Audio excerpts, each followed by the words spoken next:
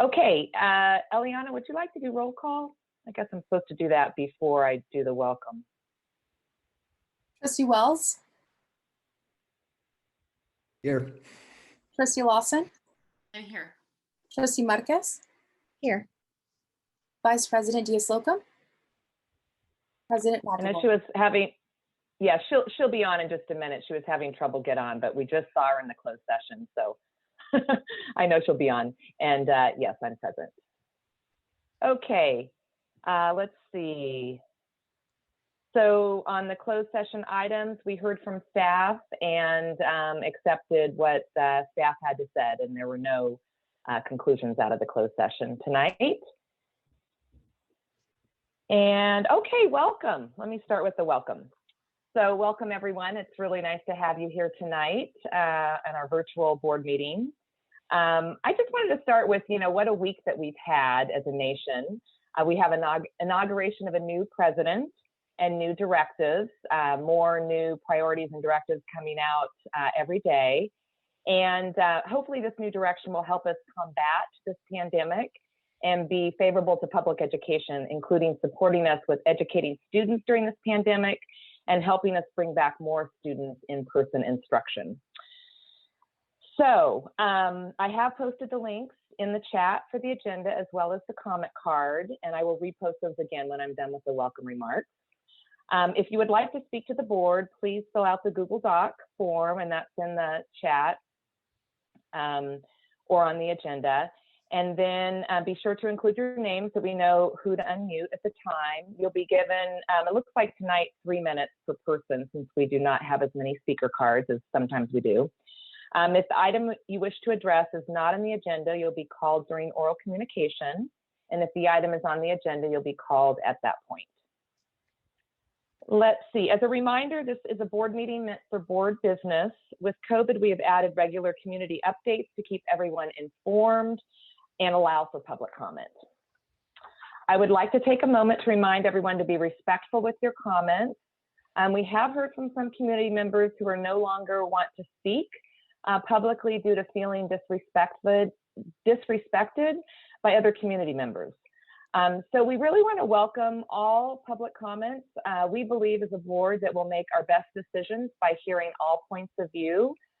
So while we cannot prevent members of the public from commenting, even if their words are untrue, hurtful, or simply not helpful, I would ask that when you speak to the board, please be mindful of your words and your tone. It is important now more than ever that we practice kindness, respect, and empathy towards everyone, and I might add, be a good role model for students and our children. In the same manner, the chat feature is open to members of the public to ask clarifying questions or make a short comment to the panelists. That would be your board members. But I would ask that you please do not use the chat box for ongoing conversation or commentary. It's distracting to us as we're trying to watch the meeting or pay attention to the meeting. All right, so as a reminder, because we're virtually, we'll be doing all roll call votes. And thanks again for being here. We welcome you. And yeah, I think that's, and I know that we have translation, and I believe Itzel, would you, or Gonzalo, I think one of you is doing the Spanish translation, and I'm assuming that our Spanish speakers know how to get on that. I don't know if we need to say anything publicly here.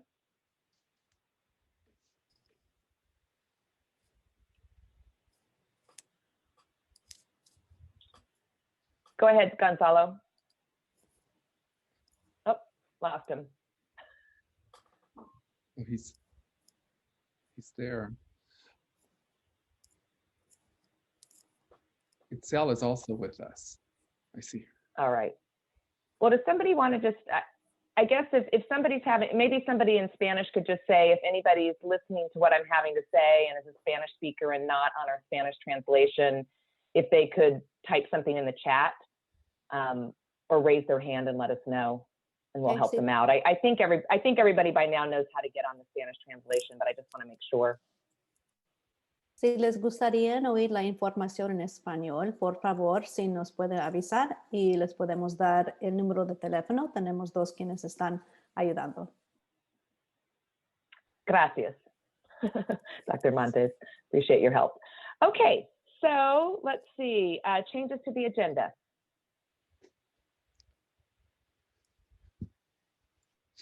Okay, do I have a motion to approve the agenda?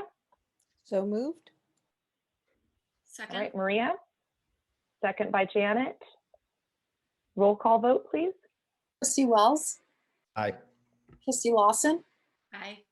Trustee Marquez, Aye. Vice President Diaz-Solcom, Aye. President McAvoy.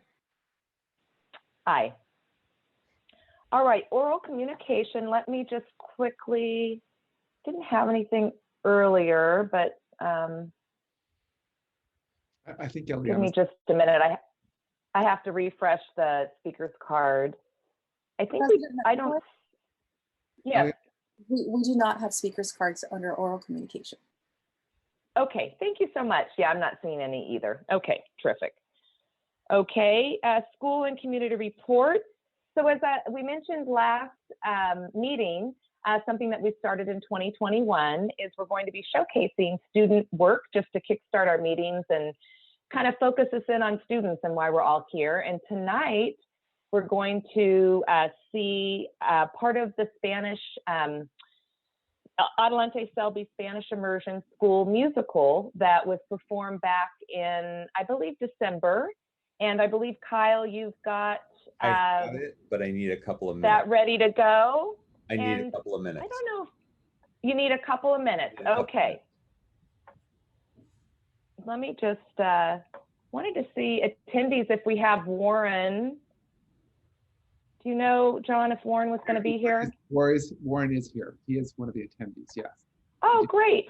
Well, I don't know if Warren wants to say anything about the musical while we're waiting to get it up and running. And Warren, what we're going to show is just one of the three musical pieces that was online in your principal's newsletter. And Kyle will show that in a minute, but I don't know if you want to say anything about this enrichment at the school site. So we would have to make him a, Uh-huh. That's easy enough. okay.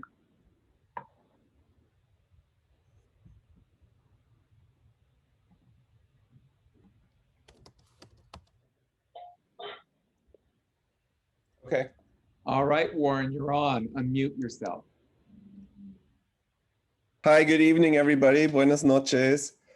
Yeah, sure. We want to talk or showcase our students' musical this year. It was Character Matters 2, TOO, and it was quite a challenge this year because it was done virtually. Every year we have a partnership with the San Carlos Children's Theater. Lisa Bach, who is amazing, is the executive producer. Rita Melton, Maestra Rita, is our faculty advisor and the producer. Danny G, who a lot of people know in Redwood City School District, wonderful dance instructor, does the choreography. Lydia Orduña from Music for Minors, wonderful bilingual music teacher, she's the choir director for the ensemble. The kinder through second graders are in the ensemble, and they're super cute every year. And third, fourth, and fifth graders can have speaking parts. It was really interesting to see how they came together, except they record virtually. They're not together, right? They're in their different houses. And the live performances were really interesting because, of course, everything's glitching with tech, and the students were very poised and did a great job improvising when things glitched in the performances. So it's a fun play. It's Character Matters 2. They're fairy tale characters. They interact in a humorous way. They learn valuable lessons, how golden rule, which some of our politicians would be better off knowing more about the golden rule, how we treat each other, how we treat and care for our environment. So I think we have some pre-recorded clips. Maybe you guys took them off my newsletter, so I'm glad somebody's reading my newsletter. I hope you enjoy it. And big shout out to all the students and parents that participated. We're very proud of you. Muy orgullosos de ustedes. Muchísimas gracias. Oh, Did I fill Mr. it? Sater, thank you. Yep. Thank you so much. That was a wonderful introduction to what we're going to see. And yes, I do read your newsletter. Yay. So, all right. So Kyle, are you ready? And we're just going to showcase one of them just to give us a little flavor of what you have to offer. Okay, here we go. So you should see a black screen right now. Yep. Yep. Okay.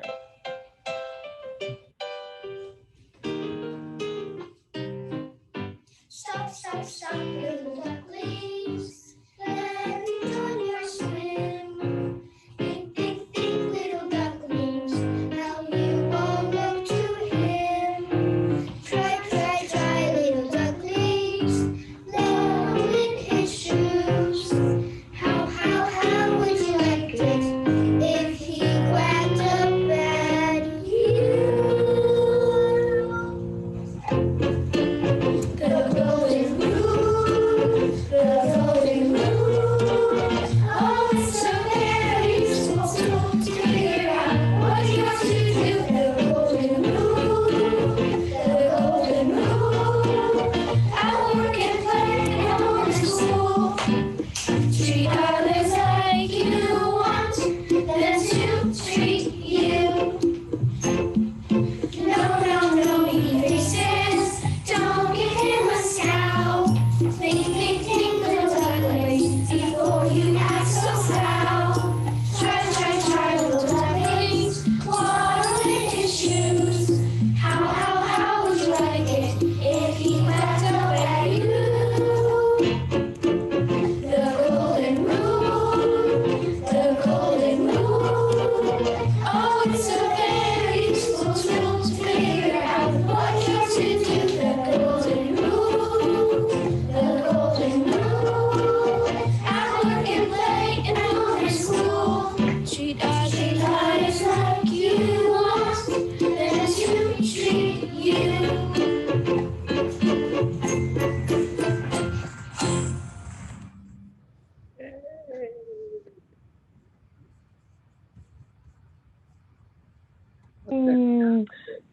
So what I don't think the audience can see is all the panelists are clapping, and I'm sure our other attendees are clapping as well. So thank you to all the staff who really made this happen for our students, and thanks to the parents and guardians who help support your students in making this happen. So yes, and I agree, Warren, the golden rule, if we could all live by that, we'd be a happier place. So, all right, well, thank you. Okay. So next, we have bond program consent items. That's under 10. So we need a motion to approve those. So moved. Maria? Second that? Cecilia, I think, were you the second? No, it's Janet. Janet was the second. Okay. Roll call vote, please. Trustee Wells, Aye. Trustee Lawson, Aye. Trustee Marquez, Aye. Vice President Diaz-Silva, Aye. President McAvoy. Aye. All right, on to bond program action item. We have 11.1, and I believe do we have Mr. Diaz? Yes, we have Mr. Diaz here tonight. Yes, Welcome. thank you. So on item number 11.1, it's a futility resolution once you exceed 10% of the original contract. We are at 10.9% with Atlas Pellizzari. So we pull in this futility resolution, and then allows us to go down to where we need to be with the contract. And that's what this is for. This is the second one that we've done in the 5 years. And I believe when we read the board memo, Mr. Diaz, that it would cost us more. We believe it would cost us more if we actually went out to bid on these items than if we just did it with this existing contractor, right? That's correct. Yeah. All right. Any questions or comments from the board? All right. Do I have a motion to approve? So moved. Janet moves. Second. Who was this? Cecilia, read the second? Yes. Okay, Cecilia's the second. Roll call vote, please. Trustee Wells, Aye. Trustee Lawson, Aye. Trustee Marquez, Aye. Vice President Diaz-Slocum, Aye. President McAvoy. Aye. All right. Well, thank you, Mr. Diaz, and thanks to the bond team for all the work. Much appreciated. All righty, discussion items. So we're on to 12.1, discussion on COVID-19. And we will have one public comment when we get to it, but we'll get to it later. Just, I'm saying that and so you can help me remember. Thanks. All right, Dr. Baker, over to you. Good evening. Good evening. Let me just try to pull something off. This working with two screens is lots of fun. So this evening, we're going to give you an update of where we are as we have been doing every board meeting regarding COVID-19. As you know, we did open some in-person instruction along with our hubs and our pods on January 19th.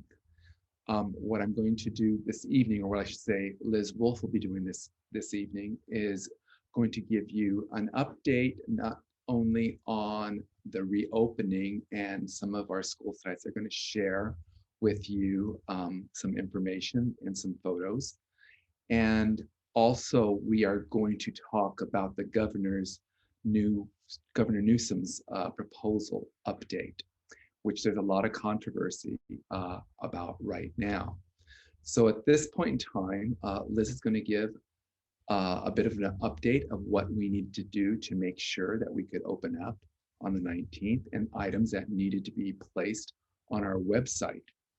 And when we get to the end of the schools sharing, I will also give you an update that will indicate the work that each of our schools did, and then Ms. Wolf having to work with our county office, and then also what happened to us on Martin Luther King Day. When I was notified by the county, they were not sure we were going to be able to open. So I'll get into that a bit. Surprise, surprise, but we were able to open. So Ms. Wolf, I'll turn this over to you to start with. Thanks. Thank you. Good evening, Board President McAvoy, members of the board and our community. Kyle, just as a heads up, in a couple of minutes, we're going to need to have 3 people unmuted. The first person will be Lupe Torres, and then the next will be Tina Mercer, and then Ana Hernandez, just so you're aware. That'll be in a couple of minutes. So we're going to talk to you. You let me know. I will. Thanks. So as John said, we always have some drama and we always have some plans. Can everybody see this?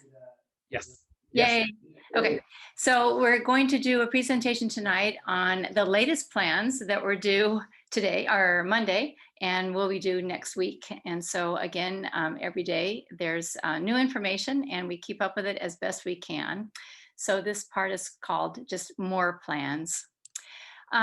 So part of the California schools reopening status, as you're probably aware, there's a new website that we need to put some of our information on that shows all of California information about the schools that are reopening and where they are. And there's kind of an interactive map and all sorts of stuff.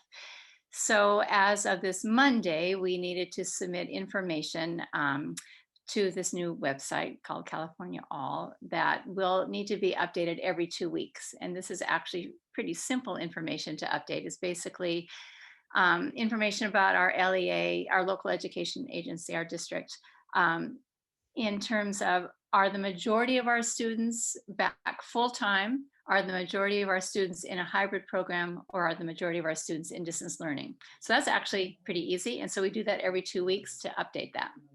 So that was done on Monday. Next, in addition to that, there is the California schools reopening status that also needs to be updated. And this is, as John was referring to a couple of minutes ago, because we have already reopened, our part in this is actually pretty easy. We just need to post a couple of new documents on our website. And that needed to happen by February 1st, and we've actually already posted it. So we've taken care of this requirement as well. And so there's a COVID-19 safety plan known as the CSP. So we might as well get used to that acronym for a while until it changes into something else. And the two components are the uploading of our Cal OSHA report, as well as the new checklist. So the Cal OSHA report is called the COVID-19 Prevention Program, the CPP, as opposed to the CSP. And that was something that was developed, I believe, right before Christmas break. And so that was worked on by HR. And so that has been posted onto our website. And in addition, there was the COVID-19 guidance checklist that doesn't have any acronym. But that was a piece that actually was, because we did so many plans prior to Christmas, this was a very easy format to fill out because it's basic, and it was meant to be, actually. If people had already gone through the steps of following the 4 pillars and looking at all of the different components for safety, all we had to do on this checklist was check to say, yes, we had done that, and it was in our plan. And so in addition to our reopening plan, as well as all the school sites plans that are on our website, there is now this checklist that says, we do have all these on our website. So that needed to be posted by February 1st, and we posted that yesterday as well. So those are the 2 latest requirements. This is not the plan that needs to be in place for potential funding from the governor. This is just plans for notification for what the district is doing.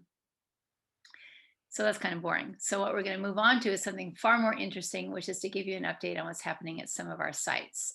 And so the first site we have, excuse me, will be Garfield. And so Kyle, if you could unmute Lupe. And what each of our sites will be talking about is a brief overview of the number of students that have returned to in-person instruction, whether that be in classrooms, in pods, or in hubs. And then there are some photos that we can show as well. And then they will be available to answer any questions that you might have. So our first school is Garfield, and I'd like to introduce the principal, Lupe Torres Khalil. Good evening, everyone. Big good evening to President McAvoy, Board of Trustees, Superintendent Dr. Baker, Deputy Superintendent Wendy Kelly, of course, Assistant Superintendent Liz Wolf, and most of all, a big welcome to Redwood City School District community members. Like Liz said, I am honored with being the principal at Garfield Community School. And I would like to start off by sharing a quote from one of our 5th grade students who decided that he had something to share with me at the 5th grade assembly we were having the Wednesday before our scheduled day of returning, which was, as Dr. Baker and Liz have pointed out, January 19th. And he said, Ms. Torres, can I actually tell you something? And I said, sure. He said, I am so happy to be going back to school. That's where I belong. And when he said it, I kid you not, I am not one that shows emotion easily, but my heart melted because at that moment, I realized 2 things. Number one, I realized that Garfield had provided the social emotional setting Elias needed to feel like he belonged.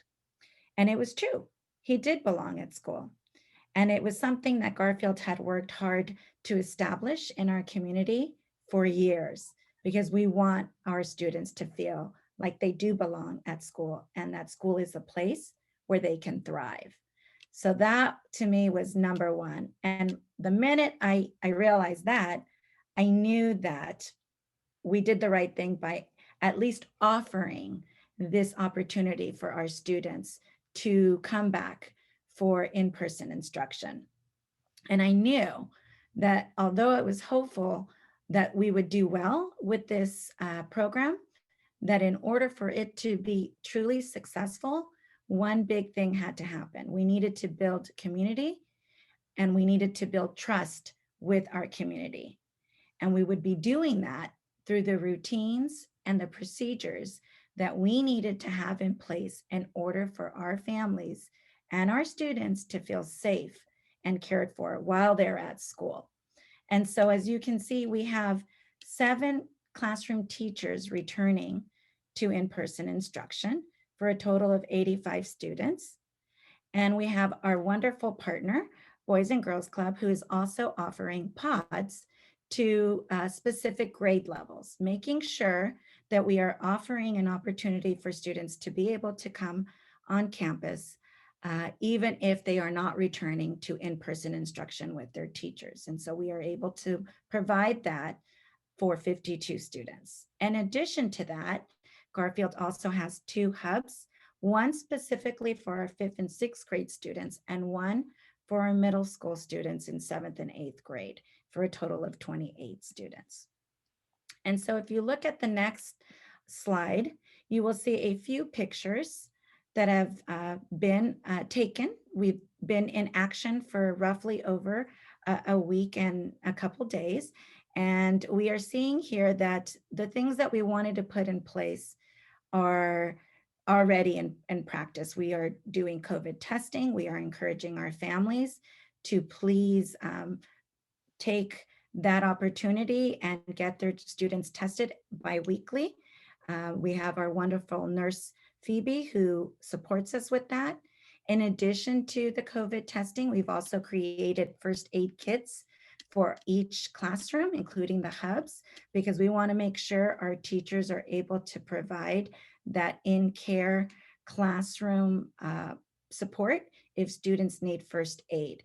And Miss Phoebe also did a great job with helping us put up a protocol for when students would receive care in the classroom and when they would be sent to the waiting room for triage or additional support with our office staff.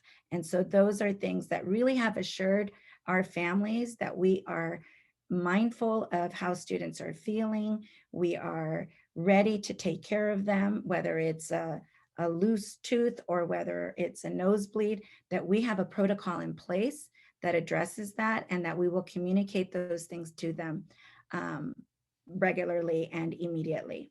Another thing that we have in place is making sure that we have things labeled clearly for our students to use. It's not featured here, but our bathrooms have a lot of signage that indicate to students which stalls and urinals are assigned to their class. They have designated bathrooms on our campus, which is not easy to do, considering there is construction happening simultaneously while we are having students come to Garfield. And so this has been going very well. Students have been also doing more hand washing. We have also purchased touchless hand sanitizers and touchless soap dispensers so that students are not touching these items as they're using them throughout the day. And so we are just really impressed with how well students have adapted to the situations that have come up. Some have been planned and structured, and some happen, as you know, with school business. And so we are really proud of our students. We're proud of our families. And one of our biggest challenges that I do have to say, just to make everyone aware, is that we want our students to be consistent with their attendance. And so we're really working hard with our families to attend school on a consistent basis. Weather is actually not helping us right now because it's been very cold and it was rainy today. And so we're hoping to find ways to facilitate that, and so that it doesn't become something that is a constant obstacle for our students attending school. So we are excited to move forward with our in-person instruction. Our teachers are also reporting that students are excited. I think you can see one of our other students on the far right of the screen whose name is Ricky. And when they're doing brain breaks in some of our classrooms, we're doing things like origami and like the PE Plus pre-recorded lessons. And so there is Ricky with his origami hat to show that he is able to find ways to keep himself entertained, even when things are not as easy to do in the outdoors. So thank you all for letting us share a little glimpse of what is happening at Garfield. And anytime you would like to come for a visit, just let me know. And the door is always open for you. Thank you, everyone, and have a good evening. Does anyone, board members, have any questions for Lupe? Lisa? Let me just see if I can see any. Well, Lupe has in person. She has pods with our partners, which is BGCP. And then she also has hubs, which are also our own employees. They are our guest teachers that we have hired to work with students who are the students who need some more assistance at school while they're also working online. So you'll see her classrooms, and I know there's a question on the chat. Her classroom, she has 2 kinder classrooms. She has 1 second grade, one third, 2 fourth, and 1 fifth. And if I'm not mistaken, and Lupe can help me out with this, I believe part of the day is, in the kinder, I think the teachers move, if I'm not mistaken. That is correct. And so for our kinder and second and third, we have team teaching happening. And so for kinder, for the first hour and a half, they will be with 1 teacher with the language of instruction that teacher teaches. And then after recess, the teacher from room 15 will go into room 16 and vice versa for the last part. And then those students go home at approximately 11:15. And at noon, both those teachers do distance learning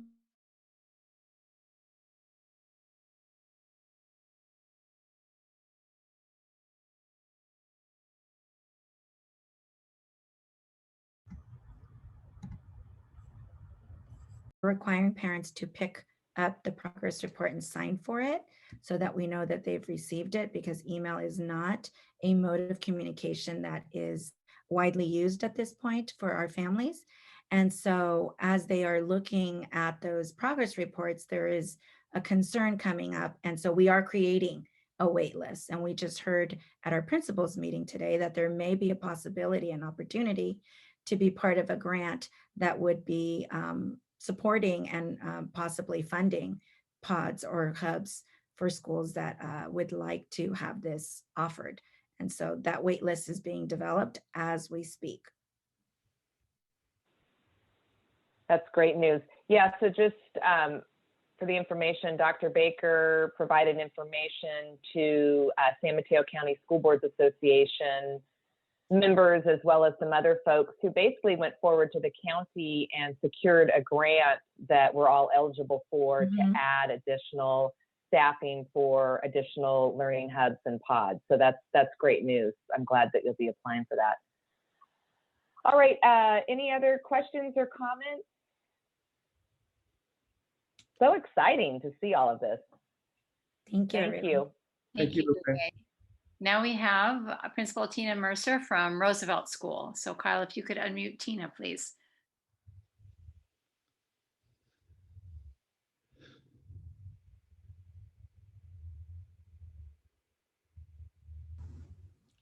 Hi, welcome. I'm very excited to share.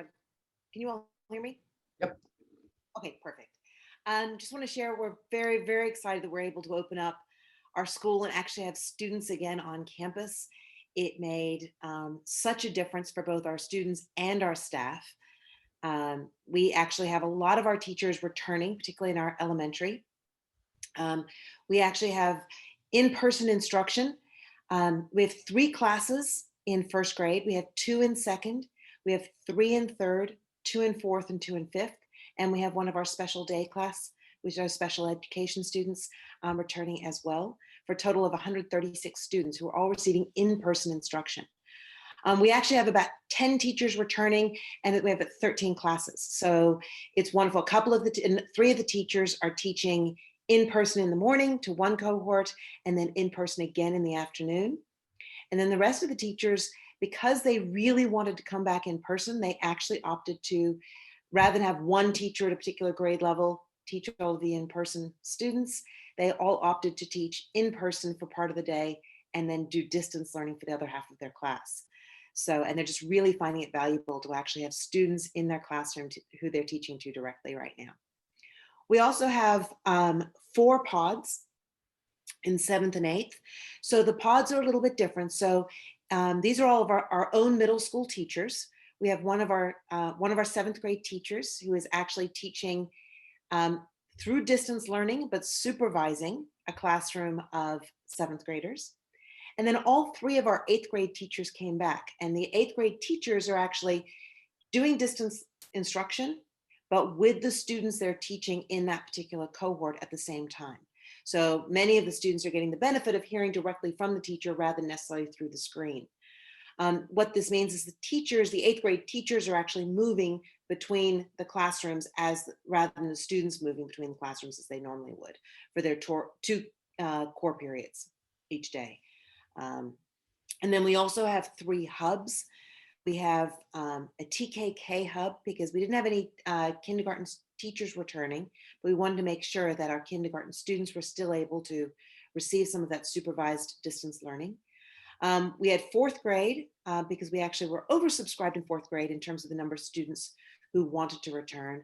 And then we have a 6th grade hub as well. So those are our guest teachers. So in this case, our classrooms and pods are all being taught through our Roosevelt teachers, and then our 3 hubs are actually with guest teachers, which is wonderful.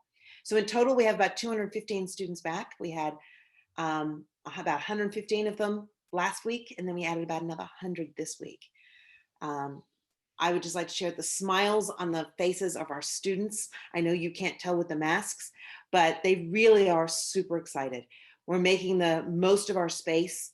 In the lower right, you actually see one of our teachers teaching a small group, socially distanced or physically distanced outside. And then in the top right, you can even see that we have one of our teachers that's actually has flexible seating in her classroom. And she had that when she had a class of 30.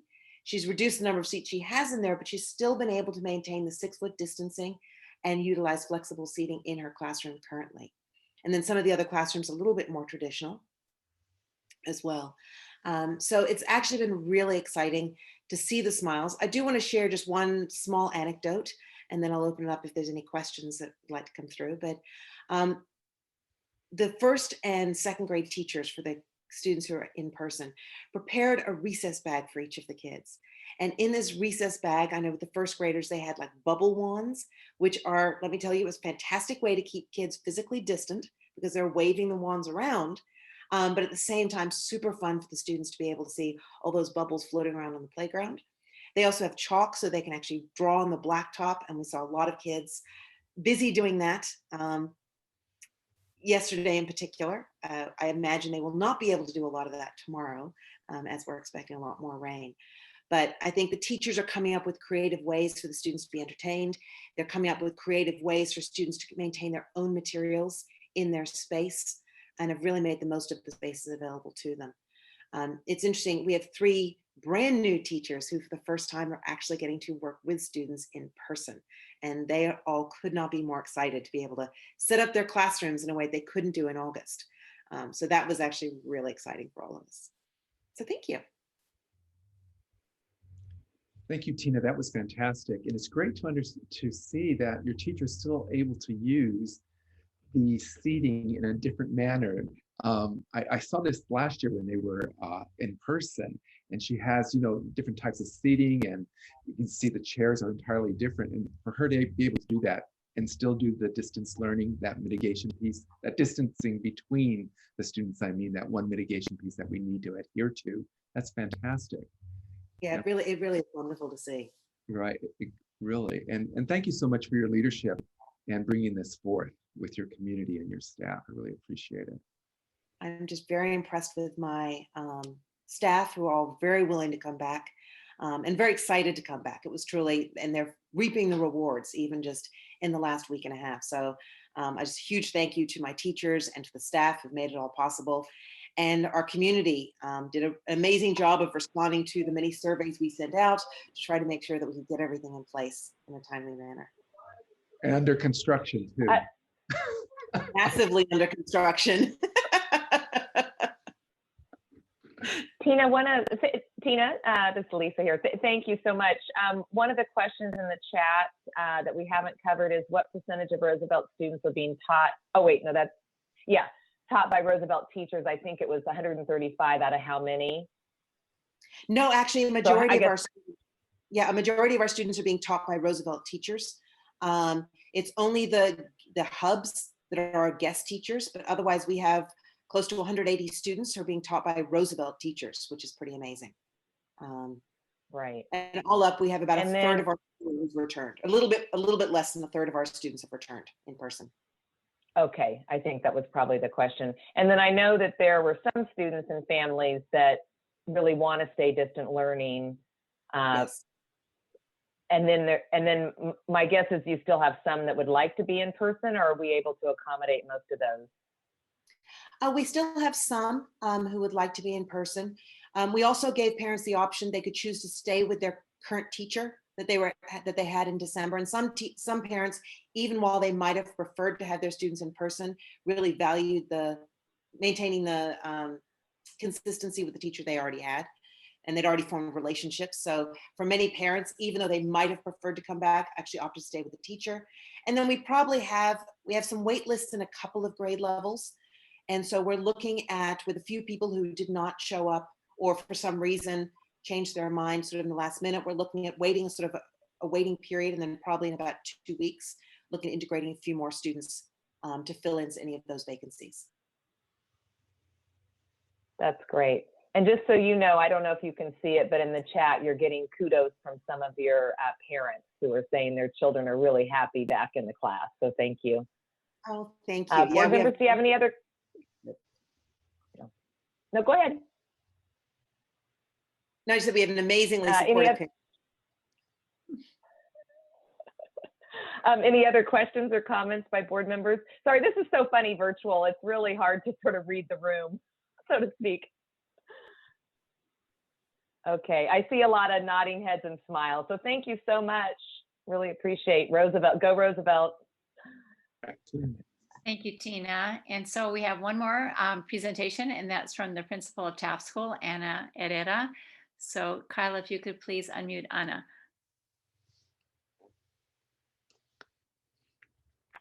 Good evening. I first of all want to say thank you to everyone. I really want to say thank you to my staff to start off with, just because I know they've been on the forthright just starting in November with our 6 classes. So I really want to say thank you to the 6 teachers who started this pilot back in November to welcoming our students back on campus.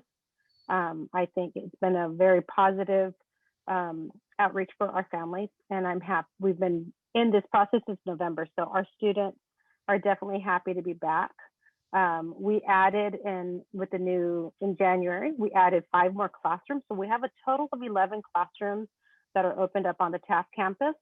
And so we're happy to have 178 students back on site, which is very exciting, that we have about 50% of our students back in person, which is important for our population, since we were having lots of struggles with internet on the area where the staff students reside.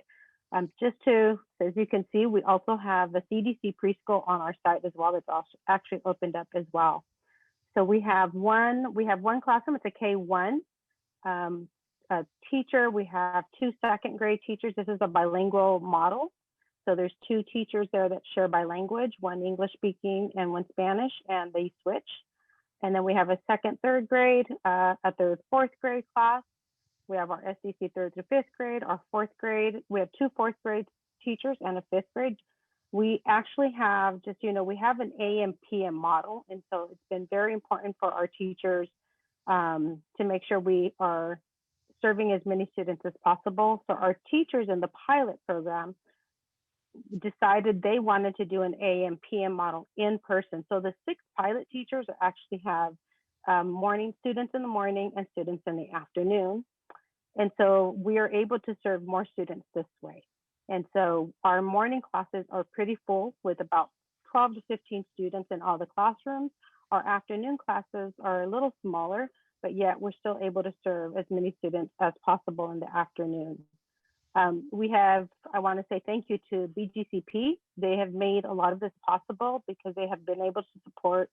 We have an AM program and PM program, just like our classroom. So we are able to provide support for our students to actually attend school in the morning. And then they go into program in the afternoon. Students who are entering afternoon classes are actually supported in the morning program. So as you can see on the chart, we have our AM BGCP classes with the 1st, 2nd grade combination, 2, 3 students in 4th and 5th grade. And then we have 4 classrooms in the afternoon to help serve 59 of our students. We are actually serving all the students at this point in time that want to be in person. So we don't have a wait list. This week, we had some families who want to start in person, but we have to, they are in the need of BGCP program support. And so we are waiting, we have them on a wait list because we do have families who are changing their minds and want to come in person as students are starting to, as we start our this week, as we started the 3rd through 5th grade, it's been impacting this classrooms. So we are able to serve 50% of our population to help our students. Our students are very happy to be back. You see students at recess, they're smiling, they're laughing, they're enjoying, they're maintaining their distance. They're able to, just socialize. And I think that's an aspect that many of the families were sharing with me, that they're really glad that their children are happy to be back. I did have some parents share with me in the morning that as they're dropping off kids and we're doing temperature checks, that they were very hesitant to bring their child back to school. And their child was the one that was convincing them that they needed to be back in school. And they've been, very happy to be back. And the parents are also seeing the benefits of their students being in person versus being at home, where the internet was there were too many issues with the internet, and many times students were not able to log in or having difficulty getting kicked off. So parents are definitely seeing the benefits of them being back in school. They're happy to drop them off when they in our ingress time in the morning and actually at pickup time. So you can see on these pictures, our recess, we have it where they eat, they're all staying 6 feet apart. We have areas that have been zoned out on our playground. Students are playing basketball. In the classrooms, teachers are, supporting students. Everybody has their individualized materials set in the classroom. So students are sitting in the rooms and learning. Teachers are able to address their issues in the classrooms. We're hoping they still continue doing some online learning, especially because we have our STEAM teacher. So our STEAM teacher is able to join the classroom virtually and start supporting the students virtually through lessons, but being able to actually do some hands-on science within the class as well as individualized activities. So we've been very fortunate that we started back in November. We've been able to add more students as our staff was willing to come back. So I want to thank BGCP staff as well as our teachers at Taft for taking this on and just opening up the doors to having our students on campus. Well, Anna, I want to thank you because you took the first step. You were one of the ones that, one of the site administrators that really felt your students needed to get back. And when we started this pilot, we were hoping to open it up in October, but we got a little pushback in regard to that opening date because of testing and so forth. I remember the Saturday meetings that you held along with your teachers and your parent community to explain this. And I remember at the time, some were quite hesitant and their anxiety about letting their kids come back and not knowing about COVID and how that would occur. But you did a great job of outreach and assuring them that we had everything in place in regard to the PPE, to the testing, and all the protocols that we made sure were going to be there, were there. And so, you know, I commend you on really reaching out. And look, you have quite a few kids, which is great. This is great. So that's the trust that they had with you. So I really appreciate that. Thank you so much. You're welcome. Well, and I think, you know, it's been a balancing act with numbers in terms of programs being offered at sites, teachers coming back, students who want in-person versus distant learning. You know, it's sort of this algorithm to put together. And I think it sounds to me like what you said with Taft is that your numbers have worked out pretty well so that those students who want to be back in person are ready to come back in person. There is in-person instruction for them, I think is what I heard you say. Is that correct? Correct. That's really awesome. And we know that a lot of the Taft students were struggling, as you said, with internet access and all of that. So it's really great that we're able to get them back in person, particularly. So, all right, board members. Anna, did you want to say something else? No, I just say thank you guys for all your support. There's a lot. I mean, I know Dr. Baker has been really supportive, and I've kept bringing up issues we were having. So I'm grateful for all the support we've had at Taft.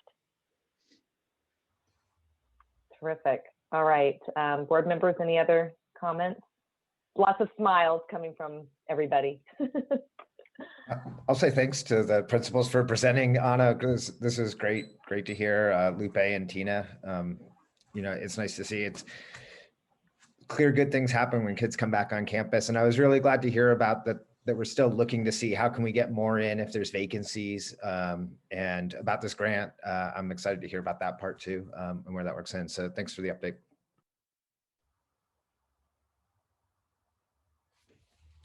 And I'd like to echo my thanks as well.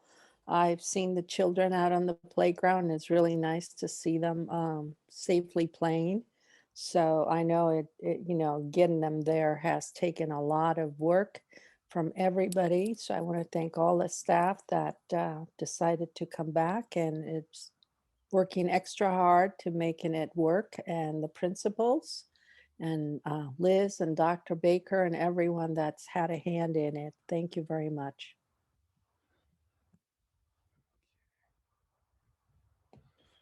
All right, very good. Do we want to go And into? so, go ahead. Yeah, I think, Dr. Baker, I know there was a question. I think we were showcasing 3 of the school sites tonight. Is that right? Right. We're going to continue this at each board meeting. So at our next board meeting, it'll be another 3. Yeah. And I did want to make a comment because I know there's been a couple of questions in the chat and we've gotten some emails this week. There are, you know, some parents and students who would like to come back in person and have not had the opportunity yet.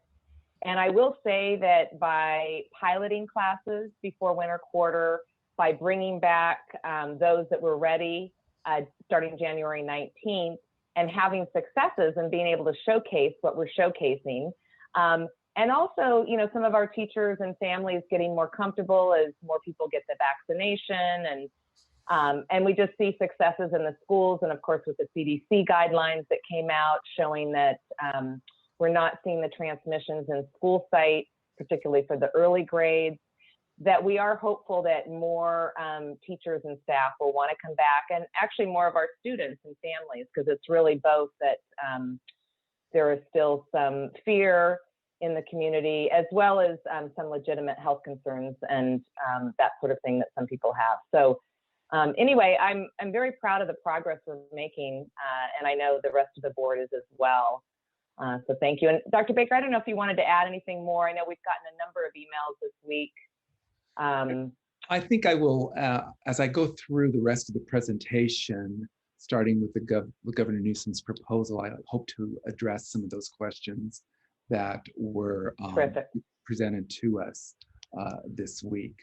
So let me start with that new proposal. This was several weeks back when he announced this $2 billion for safe reopening of schools beginning in February. So all of a sudden, when that took place, all superintendents in the county were wondering what was that going to look like and so forth. And many of us had these reopening plans at each of our school sites. And then we also at the same time had new guidance from the California Health Department, which when it came out the Thursday before Martin Luther King, which we were going to start our students that were coming back on the 19th. And so the county was reviewing our plans. And so as they were reviewing them over the weekend, and Ms. Wolf going back and forth with the county like before, and she was scared. She said, we're fine, we're ready to go. We left for the weekend, the 3-day weekend, we're ready to go, okay. And lo and behold, I get a call from the county office on, I get an email first from the county office on Martin Luther King Day saying, we think there's a problem. You can't open up like you want to open up. So after talking this through with the County Office of Ed and also giving them the other information that they neglected to read carefully, they let us go through, and Dr. Morrow gave us the waiver that we were going to need. But Liz had to create a waiver for a couple of our schools. But we made it, and we were able to open on the 19th, which we were really grateful for. 2 other school districts in the county were not able to open. They got the same email that I got, but they were not able to open, and they were not opening fully in person. It was only some grade levels, but I'm thankful for that. But here is this update with the governor, and what's really interesting is what's going on, which started this week, is the California Superintendent's Conference that takes place every year during this time.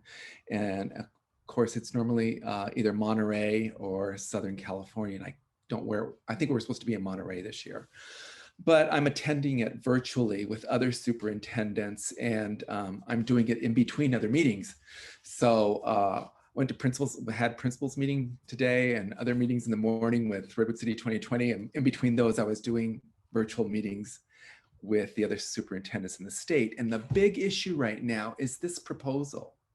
So we heard from the legislative and analyst, because what all of us are asking, we want to bring this forth to each of our districts, to our boards, that we want to apply for it. So what are the guidelines? What needs to be in the application? Where is the application? And as the analyst said, you have got to remember, this is a proposal. The legislature is negotiating with the board. So even though it says February 1 it's due and classes should be starting on February 16th, it's all going to be pushed back. And so you could just see, and we're, virtually on this meeting, and everybody just shaking their heads. So it's my intent to move forward with the plan, whatever that looks like. And I've been working very closely with Liz Wolf to make sure that we get what we need in on time so that we can start visualizing what this will look like for the Redwood City School District. It is $450 per student. It says you need to use the dollars in a method for learning loss, for also assisting those students who with social emotional needs. And also you need to start bringing back your staff. So I know there is work that we need to do, but we're ready to do that work. Just to make you aware that we've already done the basic work of, there's a plan for every school. And I have to definitely commend each site administrator for getting that plan done. So there's the framework right there. What needs to occur now is, what do we need additionally to put into this plan so that we can be part of this $2 billion, if it stays $2 billion, because you know there's going to be negotiations back and forth, and what are they going to ask for specifics that we need to do. I know one of the specifics that they want us to do is testing, and fine, we're doing testing right now, but they want us to do it every week. And I know that's a big lift for many school districts, and the cost of that, where's that going to come from? So that's one of the pieces of negotiations that I heard about today. So as soon as we get these guidelines and what they're looking for, we are going to move forward with a plan. The plan will again come before you, because I believe this plan needs to go before the board and for your approval. That's why I'm understanding at this point in time. Any questions in regard to this slide right here? And this, they're starting. I just wanted to. Second, and I know, Elisa, you've been in other meetings with CSBA as an official, and I know you've heard other things. So if you would like to share that now, that would be great too. Yeah, thanks. So I just wanted to mention, and actually some of the other board members may have been on the CSBA reopening webinar that was last week. And then I've also been in a couple of other conversations with California School Boards Association. And some of the negotiations that are going on, because as you said, Dr. Baker, the announcement was a proposal by the governor. And I think some people are under the assumption that it's a done deal, and that maybe school districts have even already gotten the money, and that it's kind of new, almost easy money. But in fact, as you said, we don't even have the application yet. The state legislature has not even approved it yet. And actually some of the concerns that the California School Boards Association has is that with the extra requirements that the governor had in his proposal that school districts would need to do in order to reopen, that it actually will cost way more than the $450 a student. And that's on the maximum end for districts like ours that actually have high unduplicated counts. Whereas for other school districts, they actually would be getting less. So part of the issue is that, we're already doing a lot of those things and spending money out of our general fund and partnership money. So for us, it would be extra money, except for there are these additional requirements. So I just wanted to say that I think some of those are being worked out, and that, again, we don't even know if this is actually going to happen. But I think it would be a good thing for our school district in the end, as long as there's not too many onerous requirements. And on the testing, I believe that it requires every week for students and staff if we're in the purple tier, and then it may go down. I mean, and again, this is just the governor's proposal. It hasn't been approved. We don't even really know yet. So I also just want to make a comment that this is one more example of just how much we've had to pivot and move and all of this. And I think, Liz, you did a great job at the beginning, just saying that, every day, every week, there's a new requirement, a new form that's due, yesterday. And it's just sort of an interesting strategy, I might add, from the state and the federal government in terms of how they're supporting us reopening schools. That's sort of the political nice way I could say it. So, Right. Elisa, are you saying that according to the governor's proposal, we can mandate that students test? Because I don't think that's legal.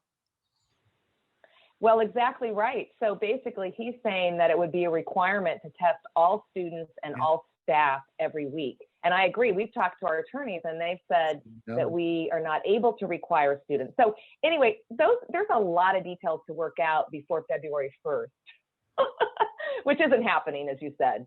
I do think the governor has good intentions, which is great. I mean, it's just the details matter. And just to make sure I understand, it sounds like there's nothing to apply for until the legislature negotiates whatever the agreement is. Like, there's a proposal, but I mean, we should get ready for it, but there's really nothing to apply for yet, right? But you're right, Mike. But I guess, what is the real concern here? He comes out, as was stated today, he comes out and makes the statement of this proposal, and this is what's going to take place. And all of a sudden that gets blown up in the media, social media, regular media, whatever media you prefer to read or watch. And then, as superintendents were saying, their communities are blowing up saying, you need to apply, get this done. You can open school right now, get it done. And we can't. So it's just, in some fashion, it's great that he has these ideas, but does he really think them through and work them out with people around him, or those of us that are on the ground running with it on a regular basis? Because when you read the articles in the newspaper and you read articles that are on social media, this already looks like a done deal. And it's not. It's not. No, it hasn't even gone to the legislators yet. So that's the part that's really discouraging for me. I mean, the plan, we can do that. We can come back, work with our staffs and everyone and our teachers, that this is what we need to do. Let's move it forward. But then as you go to the next slide, he has these pieces in here that he wants us to make sure that we put in place. We've got the testing in place right now. And as you know, we're doing this other pilot test with the antigen tests at 2 of our school sites. We've got all the PPE. We've got that contact tracing. And believe me, the contact tracing and tracking, God bless Aaron and Antonio, and now Shana that's working with us on this, because this takes, the amount of time it takes to do this is unbelievable. Unbelievable. I got to experience it once with one person, 4 hours, and I still didn't finish. So that we're doing the vaccination piece, that's a whole other story. There was a question here, what are we going to do about vaccinations? When are they going to be informed? Well, 23 superintendents, along with the county office superintendent, we came up with a plan that we presented to Dr. Morrow, and Dr. Morrow thought it was a good plan. But we need an outside entity like maybe a Kaiser or Sutter Medical or some big entity, HMO, PPO, that could really help us with this. And as you've all been hearing in the news, there's not enough dosages for the vaccine. Myself and Jorge Quintana, we watched, I think his name is Dr. Galley, and he is the physician who works with Governor Newsom. And they have now created a website called myturn.ca.gov. You go there, you put in some information, it'll tell you, when you're supposed to notify you when you can get your vaccine. I went on, Jorge went on, we went on as, educators in different age groups. It says, not our time yet. It's for the 75 older and those people that are in the medical field. And we thought, we're supposed to be 1B, which I think we still are 1B, but I think 65 and over are also in 1B. So, right. Yeah, and can I say a little bit on that? You and I spoke about it. I know it's crazy. So something that we learned, again, this was on the CSBA webinar, Dr. Deborah Shade, who's a school board member down in Solano Beach, down in Southern California, she sits on the governor's committee. I don't know if it's a task force. It's basically looking at vaccinations and the protocols and all of that.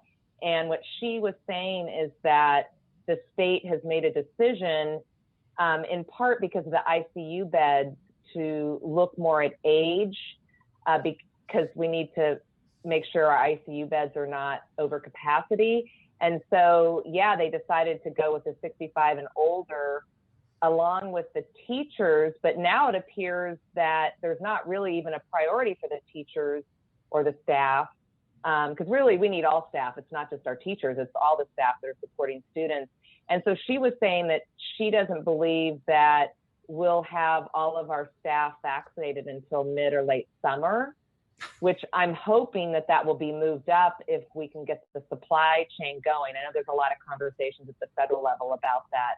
But I just want to let the audience know, because I know we've gotten a lot of questions about vaccines. Again, given the media, people are assuming that they're just calling us up and saying, hey, we've got the vaccines for your teachers and staff because they're a priority. In fact, that is not happening. And we are having to beg and claw like everybody else right now. So I know that Menlo Park just put forward a resolution to the governor and others around the vaccinations. I talked to Dr. Baker about us doing that. I'm hoping maybe we could do something like that for our next meeting and send it off. I actually have a conversation tomorrow with CSBA leadership about what more CSBA can do to support us in the vaccination. So I would say as an audience member, if you would like to send a letter on our behalf to help us get back in person, that would be great. And then on the next slide, it talks about the oversight and assistance and the transparency and the accountability, a part of this plan, which we already have in place. So I don't believe that we are going to require to do much more than this. Liz explained tonight about Cal OSHA and how that is already on our website. Wendy Kelly brought to you, I believe it's the last board meeting, the Cal OSHA plan that we have, and it is, that was uploaded also.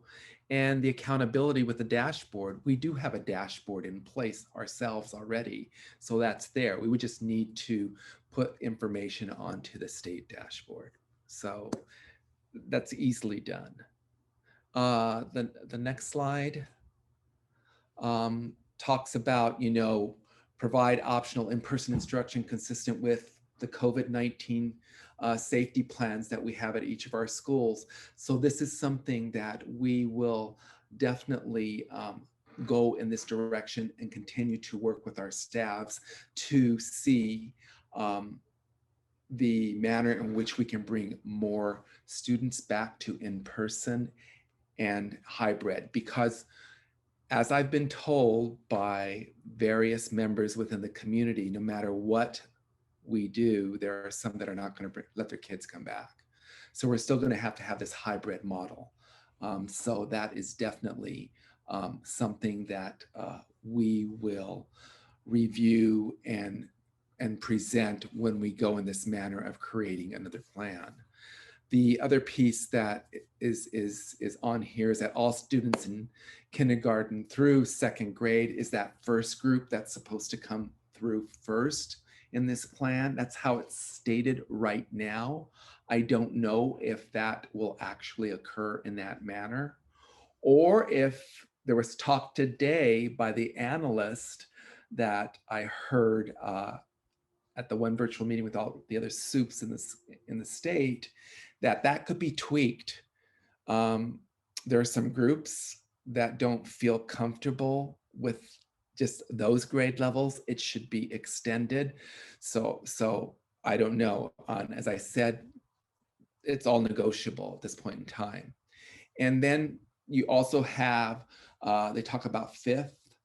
They talk up to sixth grade here. This middle school, they do not involve at all at this point in time, because they are in the feeling that, the kids move from class to class. It's not appropriate for the teachers to move from class to class because of the cleaning and so forth.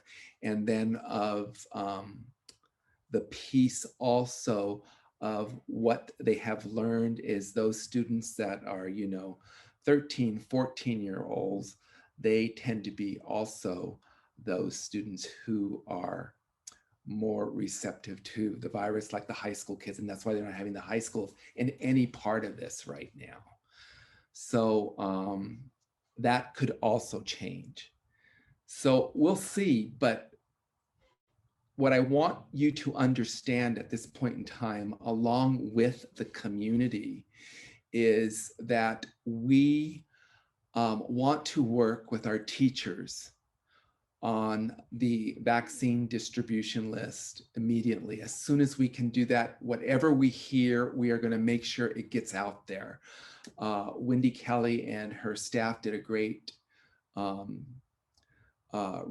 had a great responsibility to move forward and to make everyone aware in the district about the vaccinations, about where you could go when it's your time. And she rolled that out, if I'm not mistaken, Wendy, was that last week? Was that last week?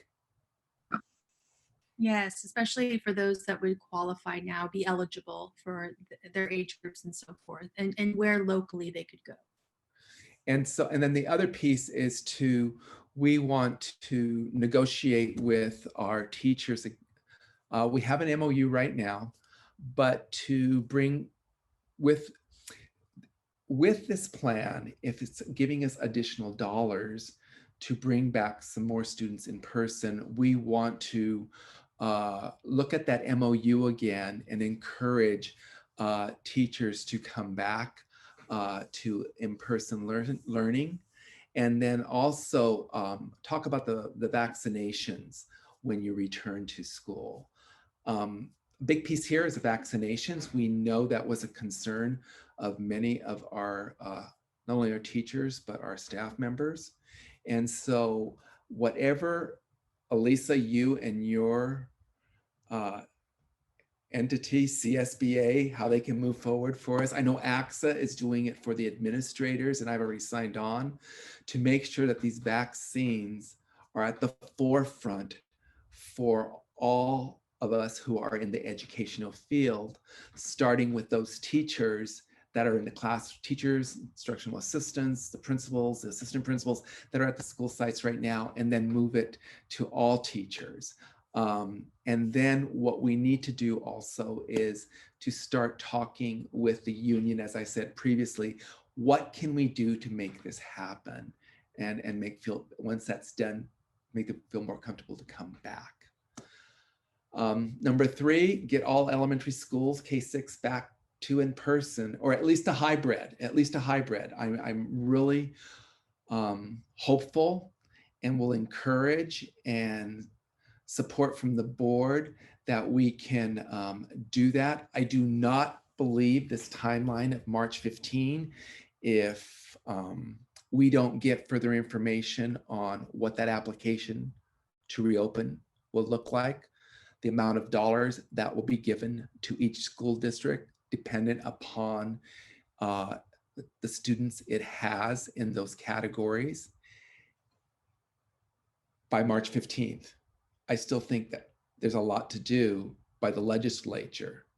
But if the vaccines were at the top of the list, that would be essential, and we could probably make a spring date.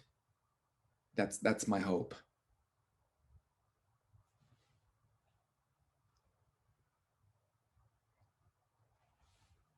Questions?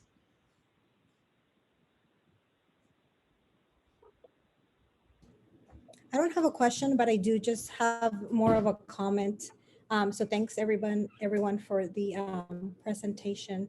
I'm wondering if the teachers are piloting the programs can actually communicate and send out an email to all the other teachers in the district, just kind of encouraging them. And obviously everybody feels their own, unsafe or not. But perhaps if they hear from the teachers that are actually in the classroom right now, they may feel a little bit, at ease hearing from them and knowing that, nothing's happened to them. And again, because if we're going to be waiting for the vaccination, it may still be a while. So that might be just a little bit of a push.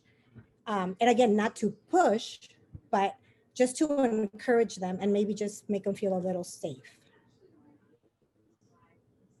That's something we can look into, and I can look into it with each of the principals to talk to their staffs that have teachers in person. At each school, there is some in person happening.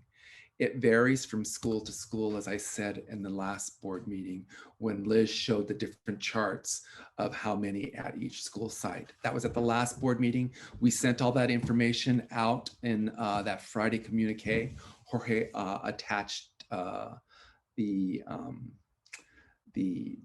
meeting to the communique, plus we also attached the slides. So if parents and community are interested on what it looks like at each school site, you can go to those slides and look at it. But it's a good comment, and it's good for us to think of doing something like that. I would like to encourage staff as much as possible, and we will work with you in the associations to get some more in-person happening at our school sites. Whatever the plan turns out to be, whatever the requirements are, it's my thrust to move forward and go for the plan with the state. I would just need to have board support in moving in that direction. And that would mean that within the plan, we would see some additional in-person instruction happening at our school sites. The hubs are great, as Tina and Anna and Lupe indicated. It gives children the opportunity to work with adults. They're not teachers yet. Some of them want to be teachers. They're not there yet. They're not in a program yet, but they're like a substitute, and they have that caring nature, that nature and that thrive to learn, because Dr. Montes has basically been training them on what to do when they're working with students that are actually working virtually with their teacher, and what to do during asynchronous time. And Linda, you've done a great job with that. I'm glad that we have our guest teachers and they're moving forward in that direction. But it would be great to get some more in-person instruction for our students too. And Dr. Baker, in your the vaccination plan you put together with the other superintendents, you did talk about a priority list for what that would look like for the teachers and the staff versus the teachers that are staying distance learning for the rest of the year. But Sure. also you talked about, and I just want the audience to know, we did talk about teachers and staff who indicated that they would return after getting a vaccine would also be prioritized above the staff that are distance learning only. Right. I think there's been some question about that. So True. Yes. So I don't know on the vaccines, Dr. Baker, if what you ultimately heard. I mean, I think we were hoping that we could get priorities within San Mateo County for our teachers and staff who are returning. And yet we need to find a provider, because I think what we heard on the county call last week was that the vaccinations that are coming into the county are being provided to the Medicaid and Medicare recipients that they work with, and that everyone else needs to go through their own provider to actually get the vaccination. So it's sort of this weird thing that on one hand, there's supposed to be a priority for teachers and staff, but you have to sort of fight for it within your own provider at this point. And most of the providers are only taking, I don't know, and every county is a little bit different. Some are doing 65 and older, and some are doing 75 and older. So that's where there's this sort of missed, I think, communication and advocacy. So I don't know if you've heard anything else at this point other than teachers and staff need to try to get it through their own provider. At this point in time, what was left last week when we spoke on Friday, that was all the superintendents in San Mateo County. At this point in time, it was still definitely going to be providers, but we were hoping to work with Kaiser, because Kaiser is right here in Redwood City. There's also a Kaiser in Daly City, if I'm not mistaken. And we were hoping to also work with possibly Sutter Medical. Now, I don't know if that's all taken place. And so it would be the majority, if I'm not mistaken, Wendy, the majority of our teachers and staff, I think, are with Kaiser. Yes, about 75%. About 75%. And then the remainder are, another HMO or another PPO. And we were hoping that Kaiser would be the anchor for us in San Mateo County. And then we were also going to contact Sutter Medical and also Stanford to see if they could help us out. But right now it seems that when the governor said the 65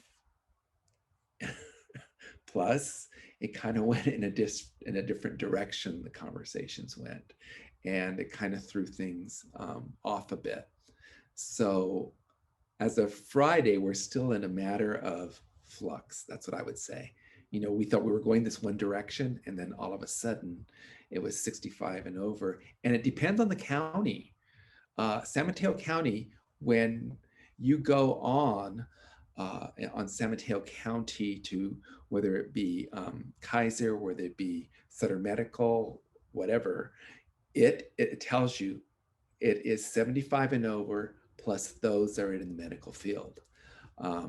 But if you go over to Santa Clara County, I think it says something entirely different. You go to Marin, when we were having our superintendent's meeting for those of us in the county on Friday, Beth Polito, who is the superintendent in Las Laminas, her teachers were texting her, hey, teachers in Marin are getting the vaccine right now.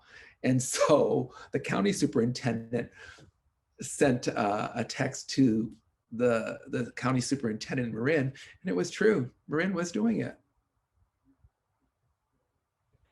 So, yeah, and I do know that on this webinar that we had in Napa Valley, in Napa County, the Napa School District, Napa Unified School District, was able to secure 750 vaccinations for her staff, and that's only about a third of their staff. But then they were told there's no more vaccinations by the county. So again, it's just, this is sort of where we're at. So, you know, one thought, you know, maybe we can work offline and draft a letter, a resolution, what have you, and specifically maybe target the county, see if there's any opportunities to work directly with them. Kaiser, and we do have Stacy Wagner, who sits on the Redwood City 2020, specifically for Redwood City. Maybe there's some opportunities there. And then I did see Mercedes 65 and older. She could help with teachers, or they could help with teachers that are patients of theirs. So, you know, it is kind of, and then also to the state, our local state legislators. I know San Mateo County School Boards Association has already contacted them. I've been on some of those contacts, and then we can also contact the governor. So I don't know. I mean, I don't know what more we can do other than do the advocacy. I don't know if other board members have any other ideas. Okay. I just think we advocate. We just have to. Yeah. You know, as All a right. superintendent, Well, I'm happy to help you with that if you like. Yeah. We've been doing it. We're just waiting. We're just waiting, and it's sad. It's really sad because we thought, because Dr. Morrow said, yeah, that's a great plan. I'm all for it, and so go with it.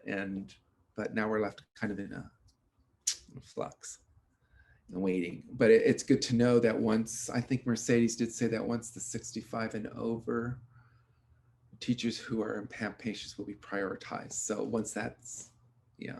So. Sorry, not Sutter, then PAMP.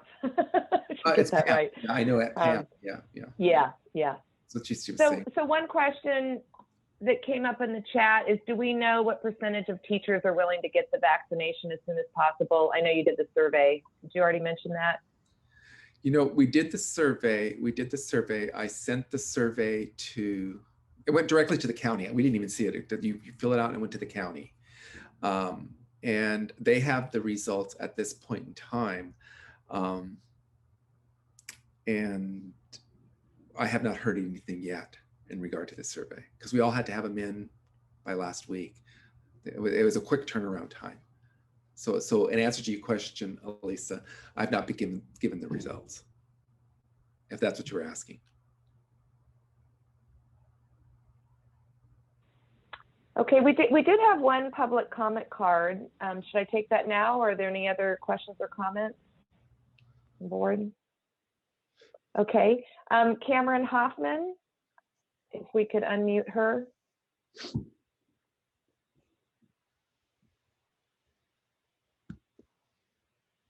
All right, Cameron, go ahead.